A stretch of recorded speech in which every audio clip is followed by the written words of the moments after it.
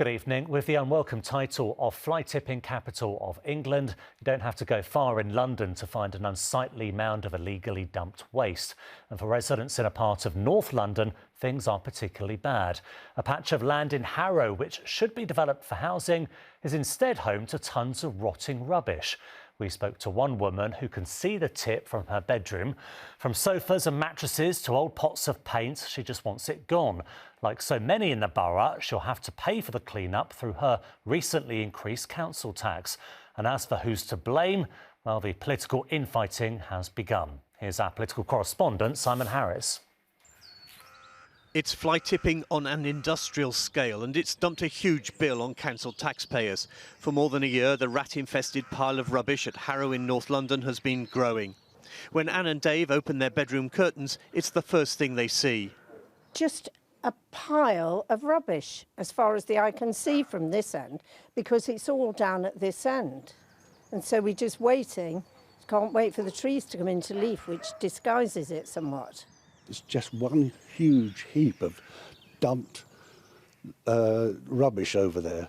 And how it gets in there, I don't know, because they must have had trucks and trucks and trucks coming in there. And it must happen overnight or something.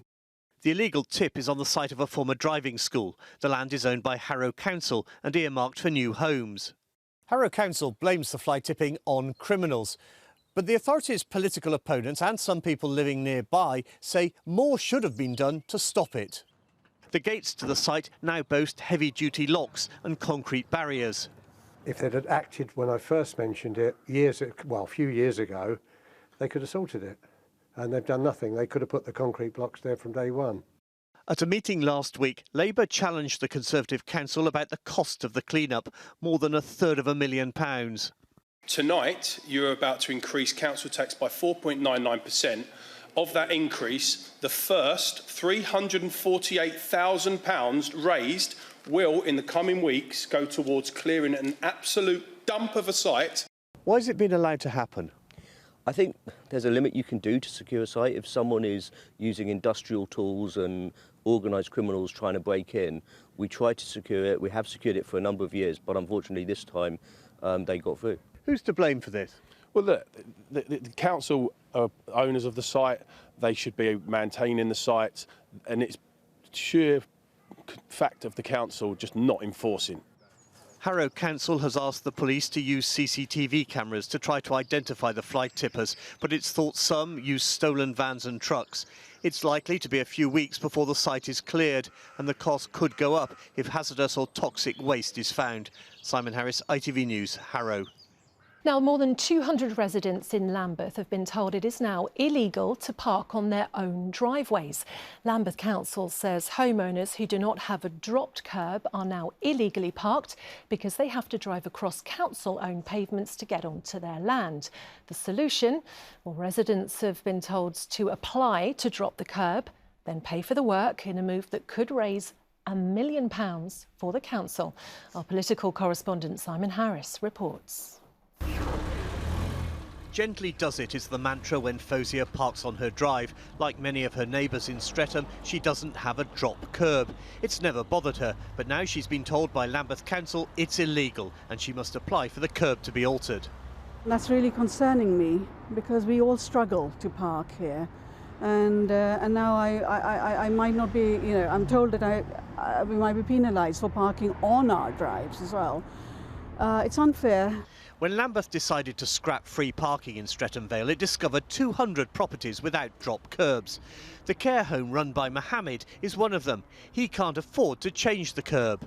They came yesterday and they said it's nearly £7,000 and basically it's a supportive living house. Elderly people are living here. We need to go take them to the hospital for the appointments. We need to take them for the day centres. It's too expensive, so we can't afford that £7,000 to pay for just for the curb. No one from Lambeth was available to speak to us, but in a statement the council said cars crossing pavements endanger pedestrians and cause obstacles for wheelchair users. The spokesperson added, vehicles driving over a pavement not adapted for vehicles causes damage to pavements which the council has to maintain and repair using public funds. The cost of applying for a drop curb is just one hurdle residents have to overcome. Then there's the application process itself. It's almost as if the council is trying to put people off. I was told to apply for one form, now I've been told to apply for another. I'm stressed. Hannah has been trying for a couple of months to get permission, so far without luck. I'm frustrated that the process is so hard for what should be such a simple request of the council. I'm frustrated that the process that I've been asked to undertake requires a form which asks for floor plans of my flat. Why do you need to know floor plans for my flat to apply for a drop curb in front of my property? Hannah was also quoted £260 just to paint a white line. The council believes parking charges will help persuade residents to give up car travel. Why should we stop using our cars? And it's restricting our mobility. You know, I'm an old age pensioner and I might use my car to get by, to do shopping and things like that. And with all these restrictions and extra cost to us, we can't survive. But Lambeth, like other London boroughs, argues that cars are bad for public health and the climate.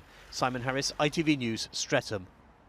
Good evening. Shot dead in broad daylight and just metres from his front door. Today, the 16-year-old boy who was killed in Stockwell yesterday afternoon was named as Nathaniel Burrell. Police say the investigation is continuing at pace as they examine local CCTV and reassure those living in the area. But more than 24 hours on, the killer still hasn't been caught. There are eyewitness reports that the suspect could have been a delivery driver on a moped. Our political correspondent Simon Harris has the latest. Nathaniel Burrell died on a patch of grass in a street called Paradise Road. He was shot dead at the age of 16. I'm really sad. I'm really sad. I watched him grow from he was a kid. I used to be living in Surridge Court. Knowing mom, his dad, everybody for him. Sad moments. The Studley estate at Stockwell in South London joins a growing list of locations on London's grim and unenviable murder map. It's normally a busy cut-through for commuters heading for Stockwell Tube, but today it was still a crime scene. The local MP arrived at the police cordon to talk to Nathaniel's family. I just met with the boys' auntie. I'm meeting with mum and sisters later, hopefully. But they are absolutely distraught and they just want answers. Throughout the day, family members and friends came to pay their respects with flowers. Among them were two women who knew Nathaniel as a customer at the baker's where they work. He died in a way that no one should experience at the age of his. You know what I mean? He has a whole life ahead of him and he didn't even get to achieve none of it. He's so polite, always coming in, manners, everything. They're just the sweetest family around here. Everyone knows them. And it's just, I have no words. One report suggested the killer was dressed as a bike courier delivering food. Nathaniel is the second London teenager to be murdered this year. He was shot dead in the middle of the afternoon, less than 100 yards from the flat where he lived with his mum. Almost as close is a primary school where young children and their parents couldn't avoid seeing the police activity. I feel very scared, to be honest. It's not safe for anybody. A lot of gang crime, a lot of stabbings, even your child just going to the shop and coming back. I don't think that's safe, to be honest. Me being a mum, it could be a brother, it could be, you know, a grandchild, it could be anything. I'm sure, like, it's scary. Gun crime in London is on the increase, up by almost a third in the last 12 months. But teenage victims are rare. Most young Londoners who are murdered are stabbed. We need this war to stop. There's war on our streets, but the ripple effect is causing mental illness, trauma, emotional damage on a large scale, and the police cannot solve it. Tonight, the detective in charge of the hunt for Nathaniel's killer appealed to the public for help. So far, no one has been arrested. Well, Simon's at the Studley estate in Stockwell for us now. And Simon, there's a significant cordon still in place there tonight. Yes, and the police are still saying very little about exactly what happened here, other than Nathaniel was shot and paramedics were unable to save him. But the big question, of course, is why. Detectives say they're keeping an open mind about the motive. But there's certainly a lot of opinion here on the estate about why it happened, and the general consensus is it's yet more gang violence. It certainly has all the hallmarks. But was Nathaniel the intended target or a victim of mistaken identity? There's also a good deal of fear here tonight that it might spark a revenge attack, and there are still plenty of police officers on the estate as well as a mobile police station. Simon, thank you very much. The family of a 16-year-old shot dead in South London say he was a good boy, loved by everyone. Nathaniel Burrell died on Tuesday afternoon in Stockwell. Today, his aunt told us no one else should go through the grief her family has endured. She was speaking to our correspondent, Simon Harris.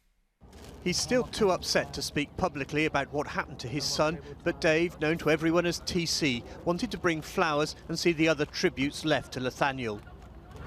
Bless your son. Nathaniel, we love you forever and ever.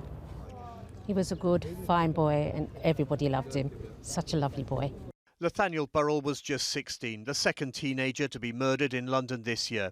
Today, his family released more pictures of him.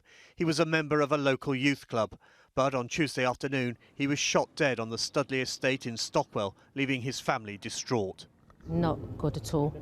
They're already missing him and there's a hole in the heart, and it's really hard because we just keep thinking about him. It doesn't go away. It's still early days, but it doesn't go away. It's horrible. One report suggested the killer was on a moped masquerading as a food delivery driver. It's now more than 48 hours since the shooting, and there is a tense atmosphere on the estate. How important for the family is it that whoever did this is caught? It is important because we don't want them to do it again. Do you know what I mean? And to mess up other people's lives, because it's not just us as a family, it's a community. Everybody is raffled in, because you can see by the flowers that everybody loved Nathaniel. So it would be nice for them to be caught so that things this cannot happen again to anybody else. Innocent life being taken away just like that. He had such a wonderful smile. He was a good boy. Detectives say they're looking at CCTV footage and appealing for dashcam pictures from drivers, but they've announced no developments in their investigation so far. Simon Harris, ITV News, Stockwell.